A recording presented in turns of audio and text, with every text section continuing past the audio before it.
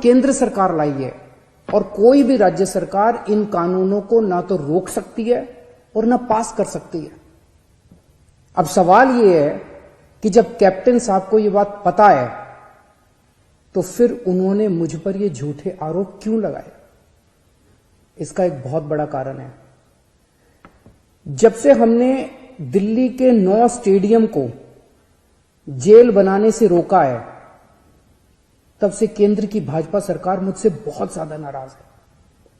केंद्र सरकार का पूरा प्लान था कि जब किसान दिल्ली आएंगे तो उन्हें इन 9 स्टेडियम में डाल देंगे। हमने स्टेडियम को जेल बनाने की इजाजत नहीं दी, तो वो लोग अब मुझसे बहुत नाराज हैं। मुझे पता है कि स्टेडियम को जेल बनाने के लिए मुझ पे कितना दबाव आया था, किस किस का फोन नहीं आया। लेकिन जिंदगी में कुछ ऐसे मौके आते हैं जब आप अपने जमीर की सुनते हो, नतीजे की परवाह नहीं करते।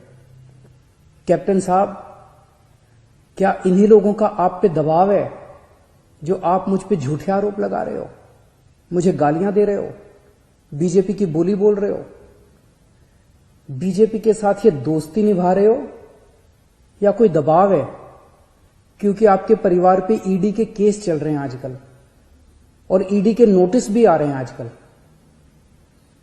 कैप्टन साहब के पास ये बिल रोकने के कई मौके आए।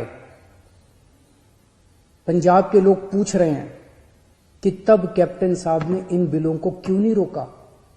आज से 1.5 साल पहले 2019 में केंद्र सरकार ने ये तीनों काले कानून बनाने के लिए कमेटी बनाई थी। उस कमेटी में पता है कौन था? उस कमेटी में कैप्टन साहब थे। कैप्टन साहब, पंजाब के लोग आपसे पूछ रहे हैं कि आपने उस कमेटी में इन काले कानूनों को क्यों नहीं रोका? आपने कमेटी में एक बार भी इन काले कानूनों का विरोध क्यों नहीं किया? आपने बाहर आके लोगों को क्यों नहीं बताया कि केंद्र सरकार इतने खतरनाक कानून बनाने जा रही है? कैप्टन साहब, आपके पास 1 नहीं, 2 नहीं, 3 नहीं, इतने मौके आए जब आप इन बिलों को रोक सकते थे। आज पंजाब का किसान आपसे पूछ रहा है कि आपने ये बिल क्यों नहीं रोके। आज दिल्ली की सरहद पे पंजाब का किसान है और देश की सरहद पे उसी किसान का बेटा पंजाब का जवान है। अभी कुछ दिन पहले पंजाब के एक किसान सरदार कुलवंत सिंह जी दिल्ली की सरहद पे बैठे हुए थे और खबर आई कि उनका 22 साल का जवान बेटा सुखबीर सिंह बॉर्डर पे देश के लिए शहीद हो गया।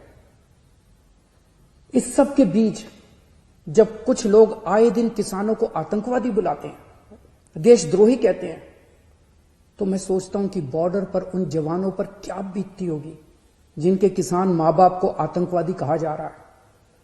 आज हम सबको तय करना होगा कि हम देश के किसानों के साथ हैं या उन्हें आतंकवादी कहने वालों के साथ हैं। मेरी सभी देशवासियों से अपील है कि हर देशभक्त किसानों का साथ दे। मेरी सभी आम आदमी पार्टी के लोगों से अपील है, कोई राजनीति नहीं करनी, सभी पार्टियों के लोगों के साथ मिलके भारतीय बनके किसानों की सेवा करनी है। राजनीति करने को पूरी जिंदगी पड़ी है, अभी बस सेवादार बनके सेवा करो।